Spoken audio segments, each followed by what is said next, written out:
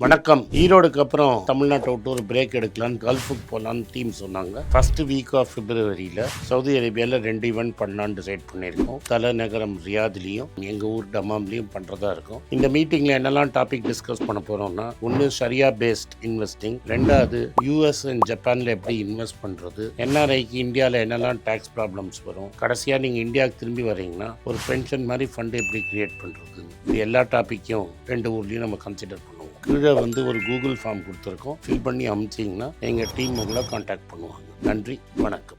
எல்லாருக்கும் வணக்கம். பப்பாசி நடத்தும் புக் ஃபேர் YMCA கிரவுண்ட்ஸ் நந்தனத்தில் நடக்க போகுது. 8ஆம் தேதியிலேருந்து 21ஆம் தேதி ஜனவரி வரைக்கும் அங்கே புக் ஃபேர் போடுறாங்க. இந்த வாட்டி முதல் வாட்டி என் புக்ஸும் அந்த புக் ஃபேரில் வைக்க போகிறோம். ஸ்டால் நம்பர் 435 435க்கு வாங்க. என் புஸ்தகம்லாம் இருக்கும். பின்னாடி நான் சொல்கிறேன் என்னென்ன நாளைக்கு என்னாலேயே அங்கே வர முடியும். அங்கே 1 மணி நேரம் நான் வருவேன். நம்ம சந்திப்போம். நன்றி, வணக்கம். எல்லாருக்கும் வணக்கம். நிறைய பேர் கேட்டிருந்தீங்க குழந்தைங்களுக்கு ஏதாவது ஒர்க் ஷாப் பண்ணுறீங்களான்னு. ஸோ எங்கள் டீம்லேருந்து சில்ட்ரன்ஸ் ஒர்க் ஷாப் ஒன்று அரேஞ்ச் பண்ணியிருக்காங்க. ஏஜ் 5 to 12 ஏஜ் வைஸாக பிரிச்சுப்பாங்க. 24th of January and 25th of January Hanumantha ரோட்டில் ஆர்ட்ரி அப்படிங்கிற சென்டரில் பண்ணுறாங்க. ஹாஃப் அ டே இருக்கும்.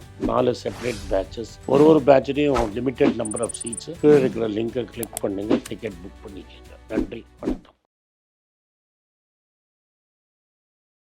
வணக்கம். மீண்டும் மணிப்பேச்சில் உங்களெல்லாம் சந்திப்பதில் எனக்கு மிக்க மகிழ்ச்சி. கொண்டாட்டம் தான், பயங்கரமாக சந்தோஷம். கொண்டாட்டம். கோல்டு புது ஆல் டைம் ஹை 4600 தாண்டி எங்கேயோ போயிட்டுருக்குது டாலரில் ஒரு அவுன்ஸு.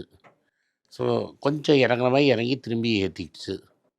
நம்மளதில் இப்போதைக்கு 13,180 120 190 ஏதோ ஒரு ரேட்டு வருது.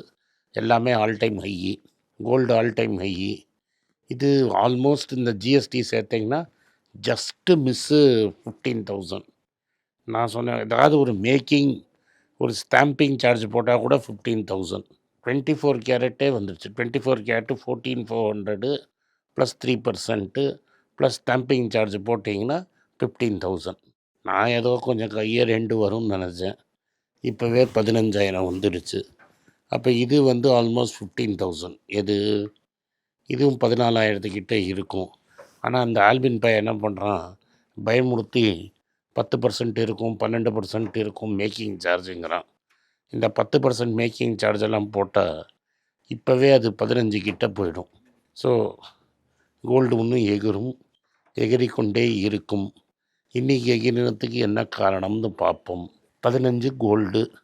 இப்போ 22 கேரட் 15 வந்துடும். ஏன்னா ஜெரோம் போல் மேலே குஸ்தி போடுறாரு நம்ம ட்ரம்ப் பாகவதர். நீ அந்த பால் ரூம் கட்டினதெல்லாம் கேள்வியே கேட்கக்கூடாது. ஆனால் அவர் ஃபெட்ரல் ரிசர்வை ரிப்பேர் பண்ணுறதுல பட்ஜெட் ஓவர் ரன் ஆகிடுச்சான். காங்கிரஸ் அப்ரூவ் பண்ணது, அந்த காங்கிரஸ் கமிட்டி முன்னாடி இவர் போய் பேசினது எல்லாம் தெரிஞ்சு இன்றைக்கி அவர் டிபார்ட்மெண்ட் ஆஃப் ஜஸ்டிஸ்லேருந்து சுப்பீனோ அமைச்சிருக்கிறாரு. கிரிமினல் கேஸ் போடுவேன்னு மிரட்டி இருக்கிறார். ஜெரோம் பவுல் திரும்பி எப்படி மிசைல் விட்டுருக்கிறாருன்னா, நான் இன்ட்ரெஸ்ட் ரேட் குறைக்க மாட்டேன், எக்கனாமிக் கண்டிஷன்ஸ் பார்த்து இதுதான் இருக்கணும்னு நான் சொன்னேன். ஆனால் ட்ரம்ப்புக்கு ஜால்ரா போடணும்னு சொன்னாங்க. ட்ரம்ப்பு பார்க்குவதற்கு நான் ஜால்ரா போட மாட்டேன், நான் தனியாக ஸ்டான்ஸ் எடுப்பேன், இண்டிபெண்டன்ட் ஸ்டான்ஸ் எடுப்பேன். இதுக்காக என்னை பனிஷ் பண்ணுறாங்க. இது மாதிரி இம்பார்ஷியலாக இருக்கிறதுக்கு பனிஷ் பண்ணணுன்னா பனிஷ் பண்ணிக்கிட்டோம், எனக்கு ஒன்றும் கவலை கிடையாது, ஐ வில் ஃபைட் அப்படின்னு சொல்லிட்டார். இதனால் குப்புன்னு தங்கம் ஏறிடுச்சு. இன்னொன்று தங்கம் ஏறுறதுக்கு இன்னொரு என்ன காரணம்னா, ஈரானில் எப்போ வேணால் ரெஜிம் கொலாப்ஸ் ஆகலாம், அடிதடி சண்டை அப்படின்னு சொல்கிறாங்க. ஈரானில் ரெஜிம் கொலாப்ஸ் ஆகிறதுக்கு என்ன காரணம் அப்படின்னு பார்த்தீங்கன்னா, எல்லாமே எக்கனாமிக்ஸ் தான். நீங்கள்லாம் என்ன சொல்கிறீங்க, அரசியலையும் எக்கனாமிக்ஸையும் பேசாதீங்கன்னு. பட் இது என்ன ப்ராப்ளம்னா, ஈரானியன் ரியால் மேலே 42,000 ரியால் ஒரு டாலர் இருந்தது. அங்கேருந்து அதிபாதாளத்துக்கு விழுந்து 9,90,000 அஃபிஷியல் ரேட்டும் 12 லட்சம் அன்அஃபிஷியல் ரேட்டும் போயிட்டுருக்கு. இதனால தான் மக்கள் தெருவில் வந்திருக்காங்க. அதனால் 31 மாகாணத்தில் இருக்கான் ஈரானில். 25 மாகாணத்தில் தகராறு நடந்துகிட்ருக்கு. சில அன்கன்ஃபார்ம் ரிப்போர்ட்ஸ் என்ன சொல்லுதுன்னா, குமேனி ஒளிஞ்சுட்டுருக்காருன்னு. இன்னும் ட்ரம்ப்பே வரலை. ட்ரம்ப் ஆகுவதர் வரலாமா வேணாமான்னு பேசிகிட்டே இருக்கிறாரு. 700 பேருக்கு மேலே கொன்னுட்டாங்க. இப்போ ஸ்ட்ரீட்ஸ் ஆஃப் ஈரானில் 45 வருஷத்துக்கு அப்புறம் ஷா திரும்பி வரணும், எங்கள் ராஜா எங்களுக்கு வந்து வழிகாட்டணும் அப்படின்னு கத்திட்டு இருக்கிறாங்க. ஸோ ராஜா திரும்பி வருவாரா, என்ன ரோல் ப்ளே பண்ணுவார் அப்படின்னு இருக்குது. அவங்க நான் இஸ்ரேல் மேலே குண்டு போடுவேன், நான் அமெரிக்கன் பேசஸ் மேலே குண்டு போடுவேன் அப்படின்னு அவன் மிரட்டின்னு இருக்கிறான். இந்த 2 மிரட்டல் உருட்டலுக்கு நடுவில் பெரிய தகராறு நடந்துட்டுருக்கு. தங்கத்துக்கு இது மாதிரி அன்சர்டென்டிட்டிலாம் ரொம்ப பிடிக்கும், கும்முன்னு ஏறும். அப்போ கண்ணை திறந்துக்குள்ளே 4700 வரத்துக்கு வாய்ப்பு பிரகாசமாக இருக்குது. போன ஜான்வரியில் முதல் 10 நாளில் நம்ம கம்ப்யூட்டர் இன்ஜினியர் $10 பில்லியன் விற்றுருக்கிறாரு. இந்த ரூபாவை 90.29 வைக்கிறதுக்கு இந்த 10 பில்லியன் விற்றுருக்கலன்னா 9150 9170 ஆயிருக்கும். இந்த வாரம்தான் இந்த 500% டேரிஃப் பில்லும் இப்படி நகரும் செனட்டில். அது பாஸ் ஆச்சுன்னு வைங்க, இன்னொரு 500 பாயிண்ட் டொப்புன்னு அடிப்போம். இதெல்லாம் அடிக்கும்போது இன்றைக்கி நம்ம சொன்ன 25,500 கீழே மார்க்கெட்டு போயிடுச்சு. 25,470 கிட்டே இருக்குது மார்க்கெட்டு. நான் பேசறச்சேன். இன்றைக்கி பேங்க் நிஃப்டியும் அடிச்சிருக்கிறாங்க. இந்த சமயத்தில் மியூச்சுவல் ஃபண்டெல்லாம் பப்ளிக் செக்டர் பேங்கை கைவிட்டான்னு வைங்க, அண்ட் பப்ளிக் செக்டர் யூனிட்ஸை கைவிட்டாங்கன்னு வைங்க, மார்க்கெட்டு காலி தான். இதுதான் இன்றைக்கி இருக்கிற செய்தி. இதெல்லாம் நீங்கள் பார்த்துருப்பீங்க. மணப்புரம் கார்த்தால 3% ஏறித்து. ஏன் ஏறித்துனா, மார்க்கெட் ரூமர்ஸ்லாம் நம்பாதீங்க, நாங்கள் எல்லா பணம்லாம் உள்ளே வந்துடுச்சு, ஆர்பிஐக்கு எல்லா டாக்குமெண்ட்டும் கொடுத்தாச்சு, ஆர்பிஐ எப்போ வேணால் அப்ரூவ் பண்ணிவிடுவான் அப்படின்னு சொல்லிட்டான். அதனால் இந்த மேட்டர்லாம் தப்பு அப்படின்னு சொல்லிட்டாங்க. என்ன மேட்டரு? இந்த ரூமர் மேட்டர்லாம் தப்புன்னு. இன்ஃபோசிஸுக்கு ஒரு கெடு வந்துடுச்சு. $150 மில்லியன் கான்ட்ராக்டு டேஞ்சரில் இருக்குது. ஏதாவது டெர்மினர் பெஞ்ச் என்ன சொல்கிறான், ஐயா நீங்கள் எக்ஸிக்யூஷன் சரியாக பண்ணலை, அதனால் இன்னொரு சாஃப்ட்வேர் வெண்டர் எக்ஸ்ட்ராவாக தேடிக்கிறோம், உங்கள்கிட்ட கொஞ்சம் பிஸ்னஸை பிடிங்கி அவங்கள்ட்ட கொடுக்குறத தவிர எங்களுக்கு வேறு வழி இல்லைன்னு. மார்க்கெட்டு கவுர டிமார்ட் எப்படியோ ஸ்க்வீஸ் பண்ணி ப்ராஃபிட்டை ஏற்றிருக்கான். ஆனால் மார்க்கெட் அதை நம்ப மாட்டேங்குது, இறங்கி போய் இருக்குது ஸ்டாக்கு. டாடா மோட்டார்ஸ் என்ன சொல்கிறாங்கன்னா, ராணிப்பேட்லேருந்து நாங்கள் ஜேஎல்ஆர்லாம் ரிலீஸ் பண்ண போகிறோம், அதனால் டாடா மோட்டார்ஸு நிறைய ஹை எண்ட் எக்ஸிக்யூட்டிவ்ஸ் எல்லாம் ராணிப்பேட்டுக்கு வருவாங்க, அதனால் தமிழ்நாடு எக்கானமிக்கு நல்லது, ஜிஎஸ்டி கலெக்ஷனுக்கும் நல்லது. அடிக்கல் நாட்டி 16 மாதத்துலேயே ப்ரொடக்ஷன் வரப்போகுது.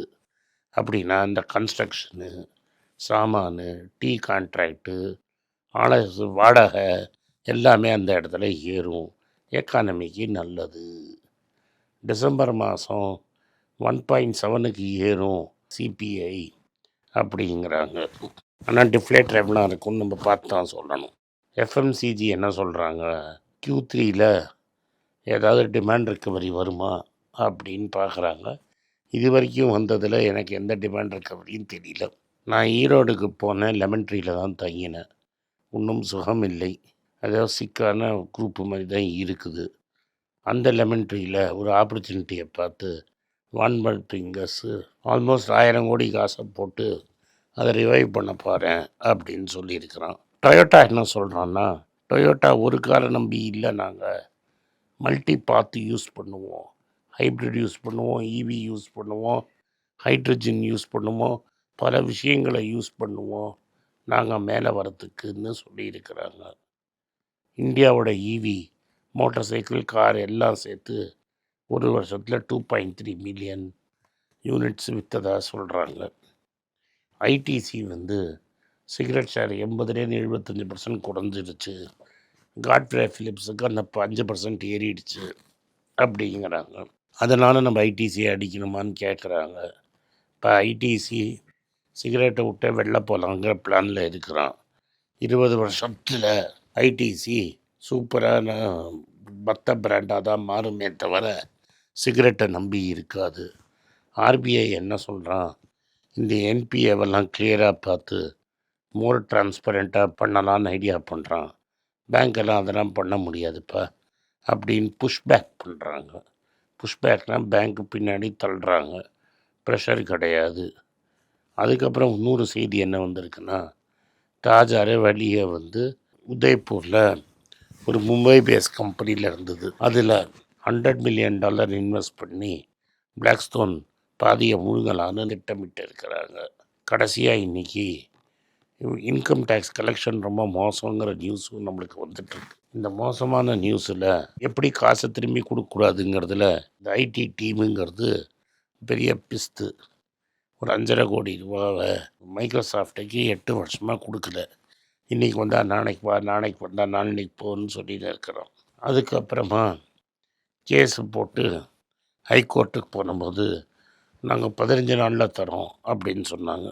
இந்த 15 நாள்லாம் முடியாது, இன்றைக்கே வட்டியை சேர்த்து கொடுத்துரு, என்ன ரூல்ஸோ பீனல் இன்ட்ரெஸ்ட்டோட சேர்த்து கொடு அப்படிங்கிறாங்க. மைக்ரோசாஃப்ட் மாதிரி பெரிய கம்பெனியில் போய் கொம்பு சுற்றி காசை வாங்க முடியும். பல கோடி பேர் வந்து கம்பெனிகளை வந்து இது மாதிரி ரீஃபண்ட் வாங்காமல் தவிப்பாங்க. அவங்க கதி என்ன? கோர்ட்டில் என்ன சொல்லிட்டாங்கன்னா, அவர் வந்து இந்த சலானை சரியாக ஃபில் பண்ணலை, அதனால் நாங்கள் பணம் அனுப்பலைன்னு. ஜட்ஜு கேட்குறாரு, சலானை ஃபில் பண்ணி அனுப்புறதுக்கு சரியில்லைன்னு இன்ஃபார்ம் பண்ண வேணாமாடா அப்படின்னு கேட்டால், இல்லை நாங்கள் இன்ஃபார்ம் பண்ணலன்னு ஒத்துக்கிறாங்க. இப்போ இன்னொரு 15 நாள் டைம் கேட்டிருக்காங்க இன்கம் டேக்ஸு. அதெல்லாம் முடியாது, காசை இப்போவே கக்குன்னு சொல்லியிருக்காங்க. இது மாதிரி எவ்வளோ கேஸ் இப்போதைக்கிட்டு இருக்கோம். இந்த திரும்பி கொடுத்தா ஐடி கலெக்ஷன் என்ன ஆகும்னு தெரியவில்லை. அப்புறம் என்ன, மத்தியானம் ஒரு 12 மணிக்கு யூஎஸ் அம்பாசடர் வெளில வந்தார். வெளில வந்து இந்தியா எங்களுக்கு க்ளோஸ் அலை, நாளையிலேருந்து நாங்கள் பேச்சுவார்த்தை ஆரம்பிக்கிறோன்னாரு. -200 இருந்தது.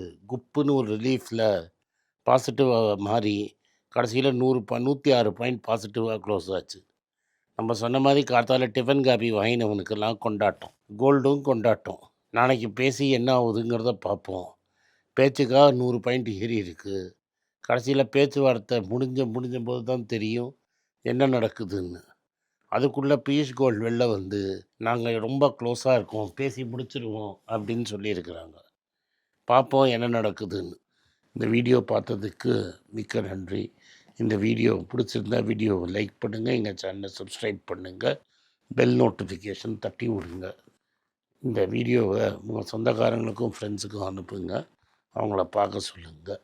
நன்றி, வணக்கம். எல்லாருக்கும் வணக்கம். குழந்தைங்களுக்காக ஃபைனான்ஷியல் லிட்ரஸி, மணி ஃபார் நத்திங்னு 2வது பார்ட்டு. அண்ட் இதில் வந்து செக் எழுதுறது எப்படி, டெபாசிட் ஸ்லிப் எழுதுறது எப்படி, பணம் எப்படி வந்தது, பார்ட்டர்லேருந்து டிமானிட்டைசேஷன் வரைக்கும் எல்லாத்தையும் கவர் பண்ணியிருக்கோம். உங்கள் குழந்தைங்க அப் டு ஏஜ் 10, 12க்கு ரொம்ப யூஸ்ஃபுல்லாக இருக்கும். இந்த புக் இப்போதைக்கு ஒரு ஸ்பெஷல் ப்ரைஸில் 450 ரூபாய்க்கு கொடுக்குறோம். இதை யூஸ் பண்ணிக்கோங்க. நன்றி, வணக்கம். moneypage.com வெப்சைட்டை சப்ஸ்கிரைப் பண்ணுங்கள். ஒரு வாரத்துக்கு 4 ப்ரீமியம் ஆர்டிக்கலும் ஃப்ரீ ஆர்டிகல்ஸ் ஒரு 10லேருந்து 15 நாங்கள் போடுறோம். இது சப்ஸ்கிரிப்ஷன் ஒரு மாதத்துக்கு 99 ரூபா தான். நீங்கள் சொல்கிற கான்செப்ட்ஸை கிரேட்டாக எக்ஸ்பேண்ட் பண்ணி போடுறோம். நீங்கள் படித்தீங்கன்னா உங்களுக்கு யூஸ்ஃபுல்லாக இருக்கும். நன்றி, வணக்கம். வணக்கம். குழந்தைங்களுக்காக ஒரு புஸ்தகம் லான்ச் பண்ணோம். அது ரொம்ப சக்ஸஸ்ஃபுல்லாக இருக்குது. யாருக்கெல்லாம் அந்த புஸ்தகம் போகணுமோ எங்கள் டீமுக்கு கான்டாக்ட் பண்ணுங்கள். கீழே இருக்கிற நம்பர்லேயும் வெப்சைட்லேயும் கான்டாக்ட் பண்ணிங்கன்னா உங்களுக்கு அந்த புஸ்தகத்தை நீங்கள் வாங்கிக்கலாம். மற்ற எங்கள் புஸ்தகமும் அவைலபிள். எங்கள் வெப்சைட் மூலமாகவும் வாங்கலாம். கீழே இருக்கிற வாட்ஸ்அப் நம்பர்லேயும் மெசேஜ் அனுப்பலாம். நன்றி, வணக்கம்.